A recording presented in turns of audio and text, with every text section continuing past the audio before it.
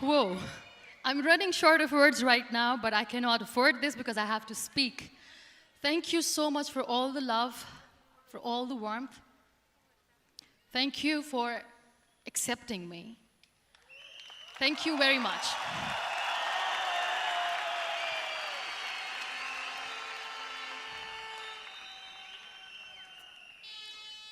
Well, I always start my talk with a disclaimer.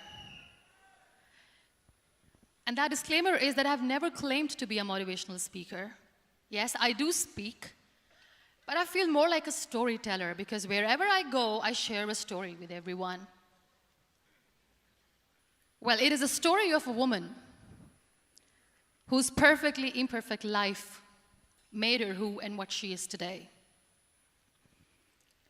It's the story of a woman who, in pursuit of her dreams and aspirations, made other people realize that if you think that your life is hard and you're giving up on that because you think your life is unfair, think again. Because when you think that way, you are being unfair to your own self. It's the story of a woman who made people realize that sometimes problems are not too big. We are too small because we cannot handle them.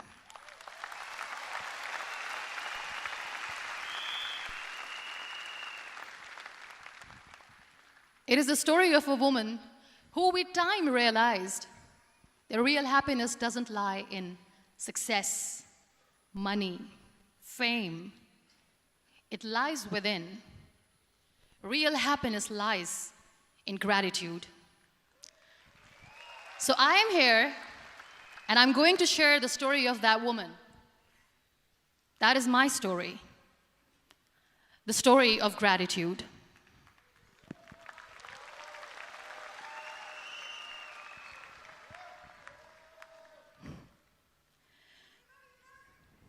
I love you too. I love you all. I believe in the power of words. Many people speak before they think. But I know the value of words. The words can make you, break you, they can heal your soul, they can damage you forever. So I always try to use the positive words in my life wherever I go. They call it adversity, I call it opportunity. They call it weakness, I call it strength. They call me disabled, I call myself differently abled. They see my disability. They see my disability, I see my ability. There are some incidents that happen in your life, and those incidents are so strong that they change your DNA. Those incidents or accidents are so strong that they break you physically. They deform your body, but they transform your soul.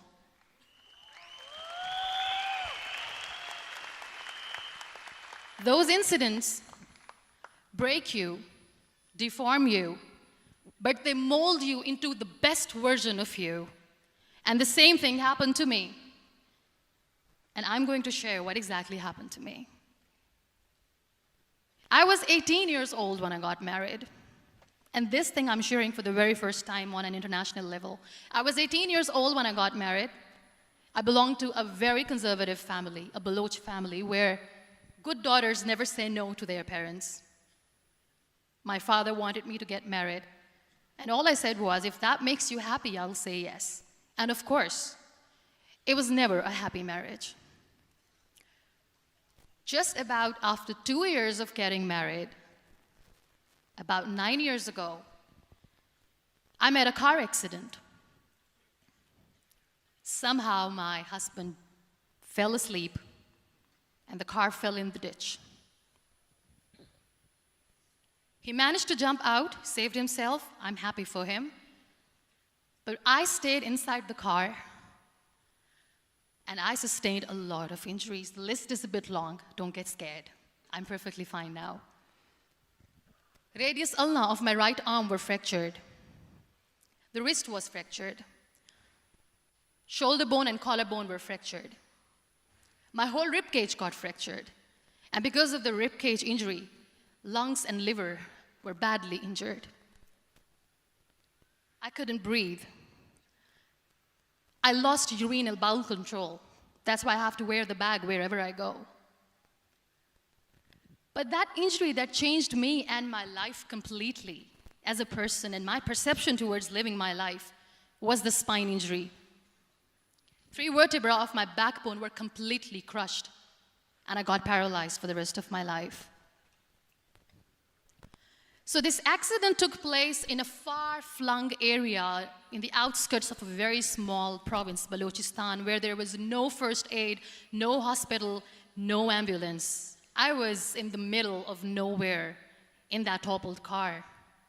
Many people came to rescue. They gave me CPR. They dragged me out of the car. And while they were dragging me out, I got the complete transection of my spinal cord.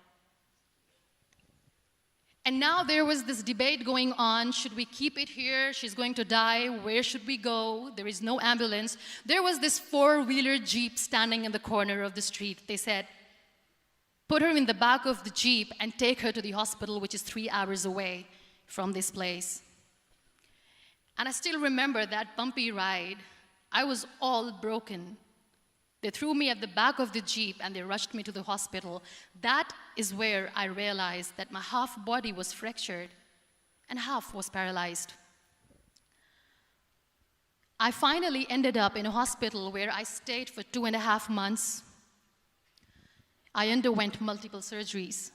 Doctors have put a lot of titanium in my arm. There's a lot of titanium at my back to fix my back. That's why people in Pakistan call me the Iron Lady of Pakistan.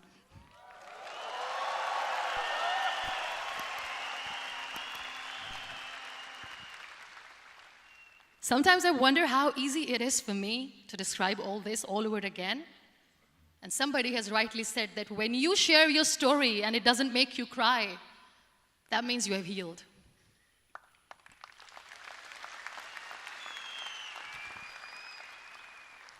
Those 2.5 months in the hospital were dreadful. I will not make up stories just to inspire you. I was at the verge of despair.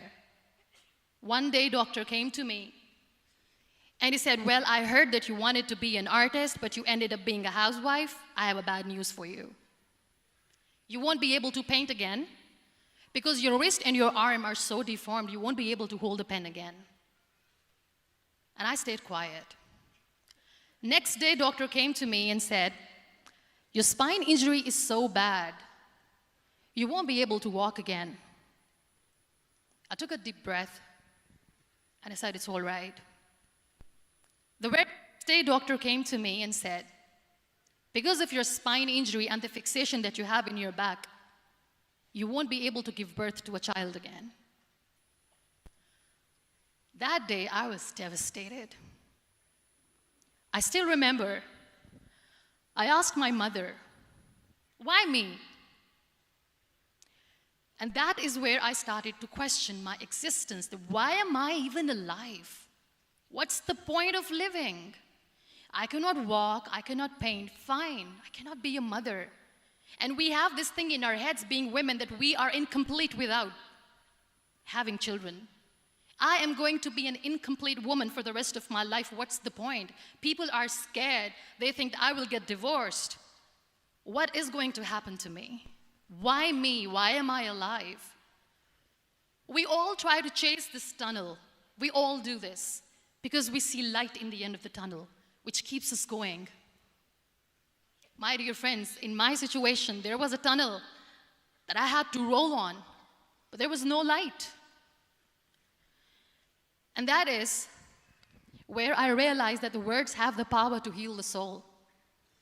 My mother said to me, this too shall pass. God has a greater plan for you. I don't know what it is, but He surely has.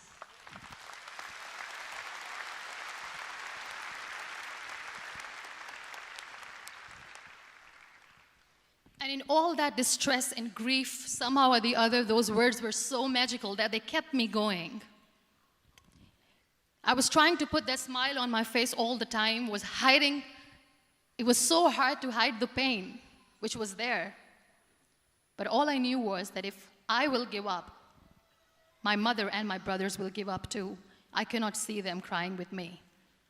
So what kept me going was, one day I asked my brothers, I know I have a deformed hand, but I'm tired of looking at these white walls in the hospital and wearing these white scrubs. I'm getting tired of this. I want to add more colors to my life. I want to do something. Bring me some colors. Bring me some small canvas. I want to paint.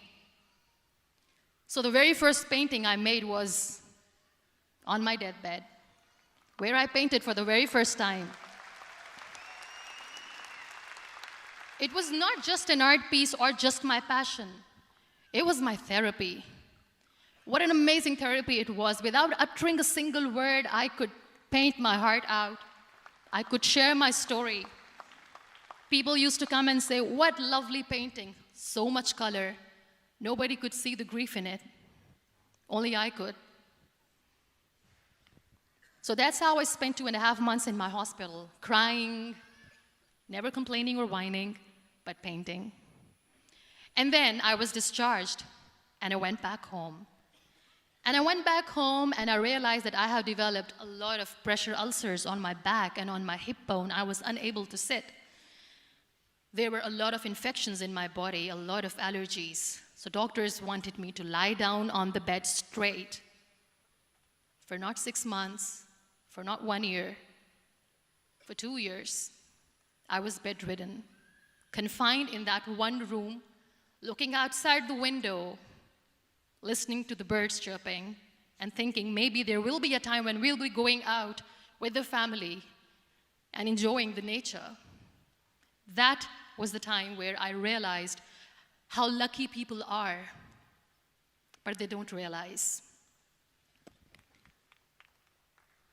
That is the time where I realized that the day I'm going to sit, I'm going to share this pain with everyone to make them realize how blessed they are, and they don't even consider them lucky. There are always turning points in your life. There was a rebirth day that I celebrated. After 2 years and 2.5 months, when I was able to sit on a wheelchair, that was the day when I had the rebirth. I was a completely different person. I still remember the day I sat on the wheelchair for the first time, knowing that I'm never going to leave this, knowing that I won't be able to walk for the rest of my life. I saw myself in the mirror, and I talked to myself. And I still remember what I said. I cannot wait for a miracle to come and make me walk. I cannot sit in the corner of the room crying, cribbing, and begging for mercy because nobody has time. So I have to accept myself the way I am. The sooner, the better. So I applied the lip color for the first time.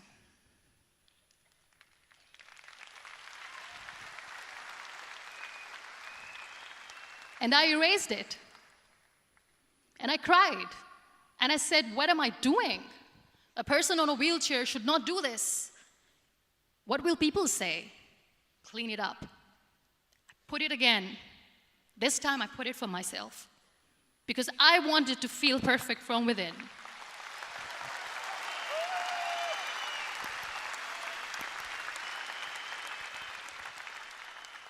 And that day I decided that I'm going to live life for myself.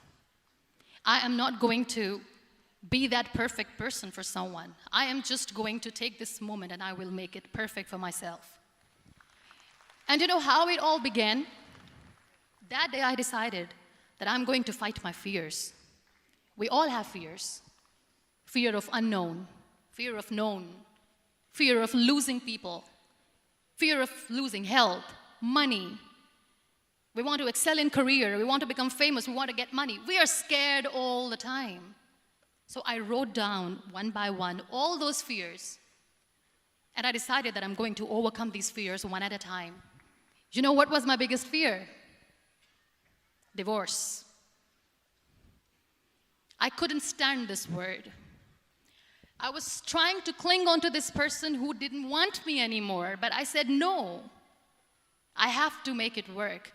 But the day I decided that this is nothing but my fear, I liberated myself by setting him free. And I made myself emotionally so strong that the day I got the news that he's getting married, I sent him a text that I'm so happy for you and I wish you all the best. And he knows that I pray for him today.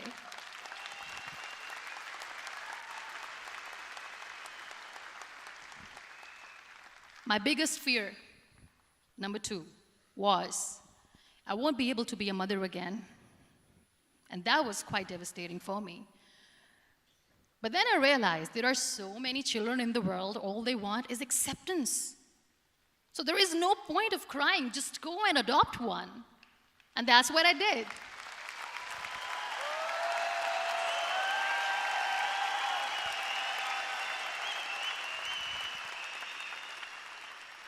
I gave my name in different organizations, different orphanages. I didn't mention that I'm on a wheelchair, dying to have a child. So I just told them that this is Muniba Mazari and she wants to adopt a boy or girl, whatsoever, but I want to adopt a kid. And I waited patiently. 2 years later, I got this call from a very small city in Pakistan. I got a call and they said, "Are you Muniba Mazari? There is a baby boy and would you like to adopt?" And when I say yes, I could literally feel the labor pain. I said, yes, yes, I am going to adopt him. I am coming to take him home.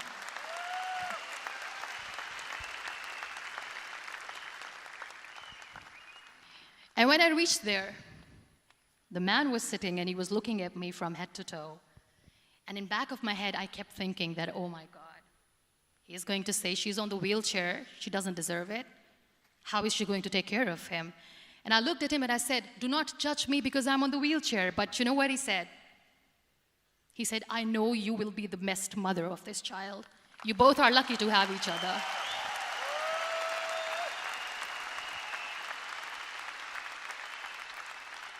And that day, I was 2 days old, and today he's 6.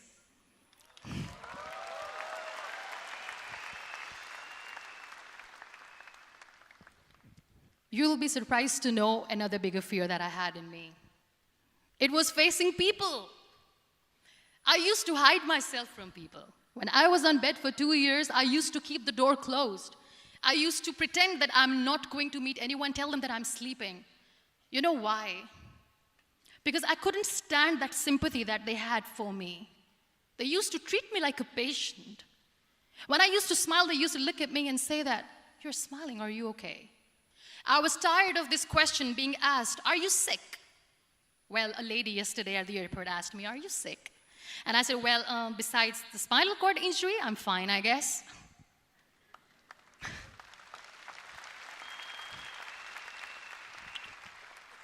But those are really cute questions. They never used to feel cute when I was on the bed. So I used to hide myself from people, knowing that, oh my God, I'm not going to see that sympathy in their eyes. It's all right. And today I'm here speaking to all these amazing people because I have overcome the fear.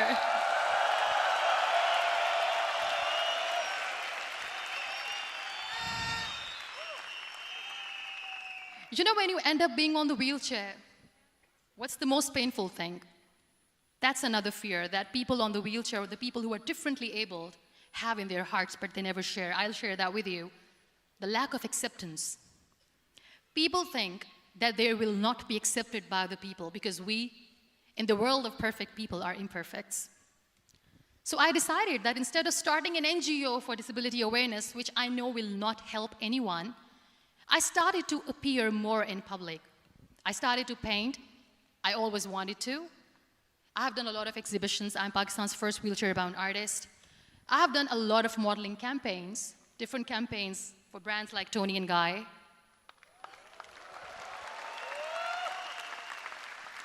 I have done some really funny, breaking the barriers kind of modeling. There was this one by the name Clown Town where I became a clown because I know that clowns have hearts too. And then I also decided that if I really want to make the difference, I am not going to let people use me for their polio campaigns where they will make you a victim and an emblem of misery and mercy and will say that, you know what, give polio drops to your children or they'll become like this girl. I decided that I'm going to join the national TV of Pakistan as an anchor person. And I've been doing a lot of shows for the last 3 years.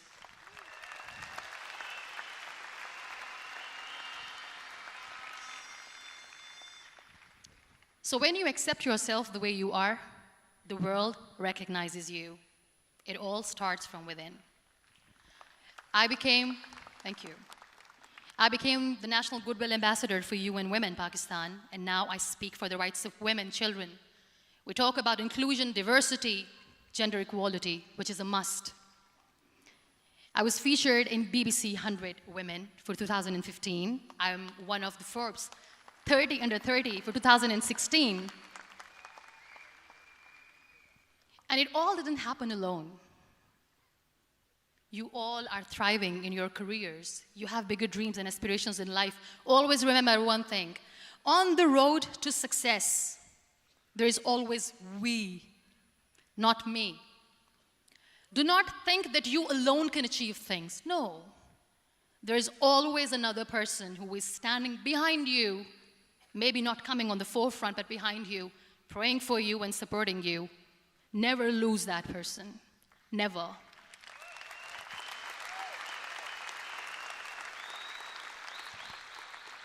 No matter how much I say that I couldn't find a hero, so I became one, I still want to recognize those 3 people in my life who literally changed my life completely, and I get inspiration from them every single day.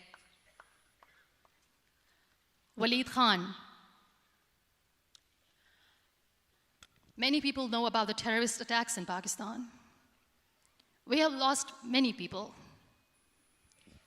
And I'm sharing this with a very heavy heart because we actually have lost a lot of people in this huge turmoil of terrorism. These people are barbarians. They do not see people. They're even worse than animals. They have killed people in mosques. They have killed people in churches, temples, even in schools. There was this terrorist attack in Army Public School, Peshawar, where these terrorists entered in an examination hall and they killed our children. And in that attack, that day, this beautiful boy, Waleed Khan, who was my hero, my real life hero, was the proctor who was taking care of the students, was keeping an eye on the students. Those barbarians shot him 3 times in the face, 5 times on his body, and he fell down. I was asked to give a talk in the school after a week of that terrorist attack. With a very heavy heart, I went there and I spoke. We sang a few national songs. I thought that maybe I've done my part, but deep inside, it was killing me. I could see children injured. I could see children sitting on the wheelchairs, looking at me, wondering, what next? What was our fault? Just because we were here to give examination, we have been shot. So many people, so many children lost their friends. Their classrooms were empty. The next day they went to the classroom.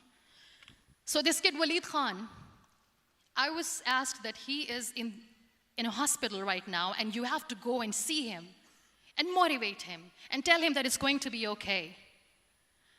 And when I saw Waleed Khan coming on the wheelchair for the first time in front of me, face was all deformed.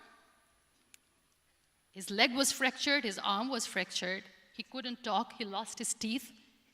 He cannot sneeze, he cannot smell. He cannot eat. And I kept thinking, what should I say? That everything is going to be all right? No, nothing is all right.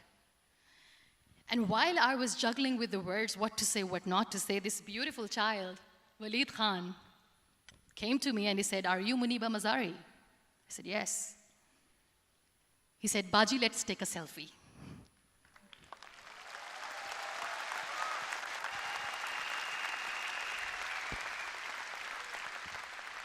And with that beautiful, toothless smile of Waleed Khan, we took that beautiful selfie that I still have with me.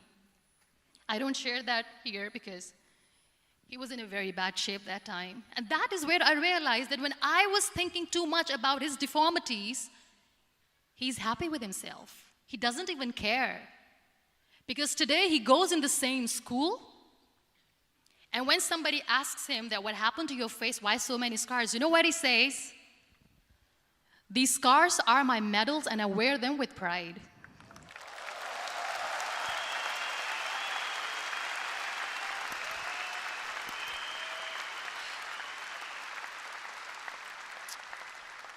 And how beautifully he says the terrorists wanted me not to study. I am going to study. I will become a doctor one day. And this is my way of taking revenge from those terrorists. Another real-life hero, of course, my son. His name is Nile, N-I-L-E, River Nile. I learned so much from this kid. The first and foremost thing is patience. How to be patient when you know that your mother cannot walk, when you know that your mother is different from the other women, when you know that your mother cannot go out and play with you, how to stay calm. He loves football. And when we got the very first football, he was 4 years old. He was super excited.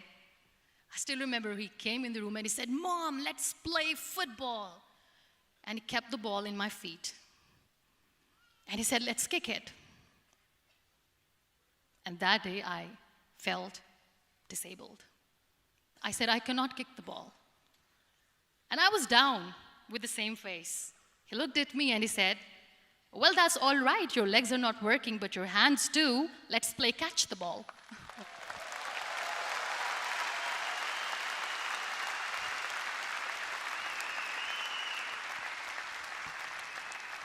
You know what? That day he made me realize that when you think your glass is half empty, come on, your glass is half full. It's all in here and here. Last but not least, the woman who made me realize that heroes have no gender. The woman who believed in me even when I was completely at the verge of despair, where everybody left, she was there. And every time I looked at her, without saying anything, she used to look at me and said, "This too shall pass. God has a bigger plan. And one day you will say that, oh my God, that is why God has chosen me." She never cried in front of me. She has always said that there will be haters, there will be naysayers, there will be disbelievers, and then there will be you proving them wrong. My mother.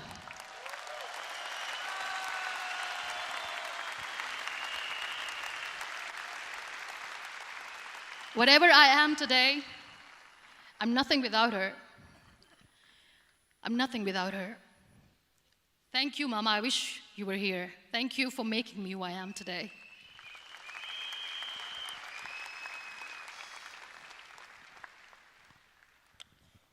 You know what? We human beings have a problem. Out of many problems, there is one more, and this is a self-created one. We always expect ease from life. We have this amazing fantasy about life. This is how things should work. This is my plan. It should go as per my plan. If that doesn't happen, we give up. So my dear friends, let me tell you one thing. I never wanted to be on the wheelchair. Never thought of being on the wheelchair. I was always aspiring to do bigger things, but had no idea that for that I have to pay the price to be where I am today. It's a very heavy price. This life is a test and a trial, and tests are trials are never supposed to be easy. So when you are expecting ease from life, and life gives you lemons, then you make the lemonade, and then do not blame life for that, because you were expecting ease from a trial. Trials make you a stronger, better person. Life is a trial, and with time you realize that.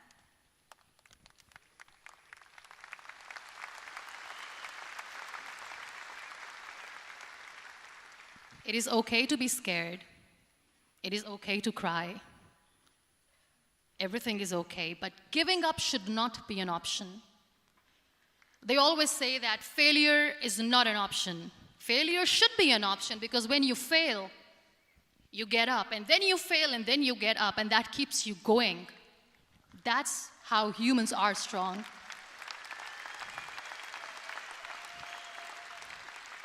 Failure is an option, should be an option, but giving up is not. Never. We have this thing in minds. We call it perfection. We want everything perfect. We want ourselves to be perfect. There is this image in our head about everything. Perfect life, perfect relationships, perfect career, perfect amount of money that we need to earn no matter what. Nothing is perfect in this world. We all are perfectly imperfect, and that is perfectly all right. That's all right. We were sent here not to become the perfect people. Those people who tell you how to look perfect, even those people are imperfect. Trying to fight this fear of looking imperfect. I used to be perfect. I still remember. I got this compliment years ago when I used to walk. Oh my God, look at you. You're fair, you're tall, you're perfect. Look at me now. You're still perfect. Only the perfect eyes can see that. Only the perfect eyes will see that. Only the perfect eyes will see that. So yes, in all those imperfections, you have to listen to your heart. You don't have to look good for people. You don't have to be perfect just because other people want you to be perfect. If your soul is perfect from within, that's all right. This is all what you want. This is all what you need to be. Our society has made very weird kind of norms to look perfect and great. For men, it's different. For women, it's different.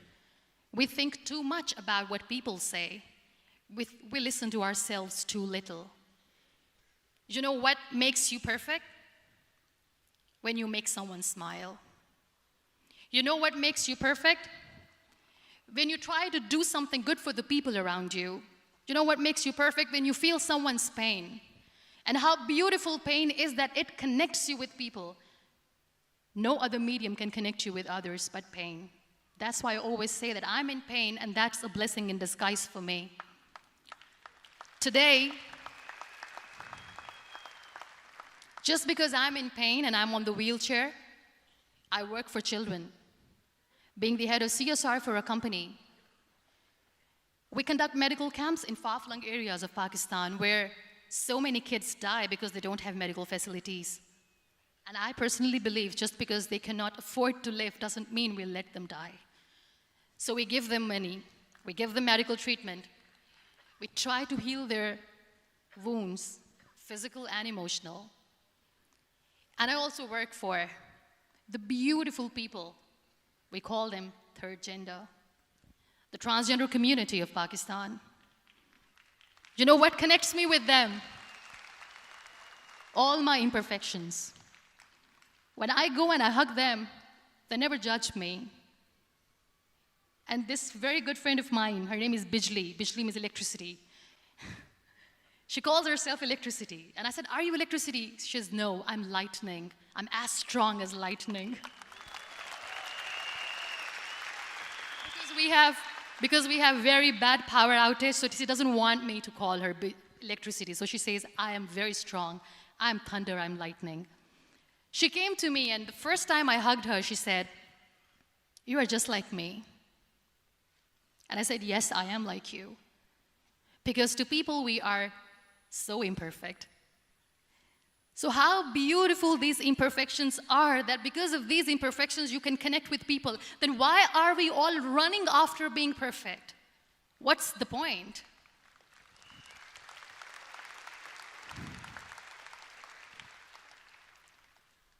Every time I go in public, I always smile.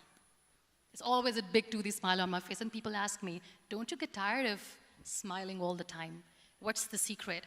I always say one thing, that I have stopped worrying about the things that I have lost, the people that I have lost. Things and people who were meant to be with me are with me. And sometimes, somebody's absence makes you a better person. Cherish their absence. It's always a blessing in disguise. I always say that people are so lucky they don't even realize. You must be thinking, okay, you're lucky in what sense? Well, the breath that you just took was a blessing. Embrace it.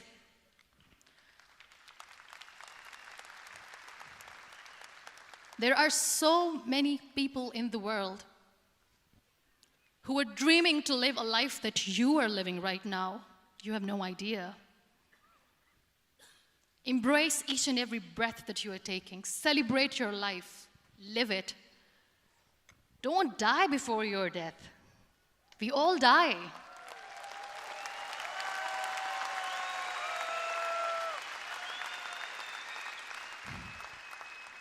We live this one routine of a day for 75 years and we call it life. No, that's not life. If you're still thinking why you have been sent here, if you're still juggling with the concept of why you are here, you haven't lived yet. You work hard, you make money, you do it for yourself. That's not life. You go out, you seek for people who need your help, you make their lives better.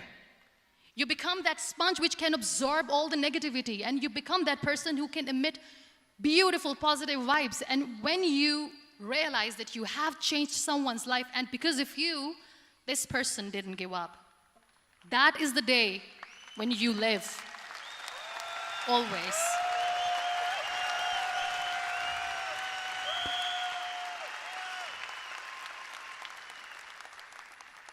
We were talking about gratitude, why I smile all the time. I cry all night when nobody sees me, because I'm a human and I have to keep the balance.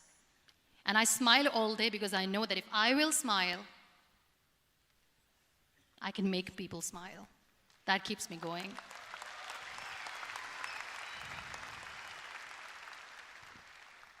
Be grateful for what you have, and you will always, always end up having more. But if you'll cry and if you'll crib for the little things that you don't have or the things that you have lost, you will never ever have enough. Sometimes we are too busy thinking about the things that we don't have that we forget to cherish the blessings that we have. I'm not saying that I'm not healthy and that makes me unlucky, but yes, it is hard. It is hard when I say that I cannot walk. It is hard to say when I wear this bag. It hurts. But I have to keep going, because never giving up is the way to live, always.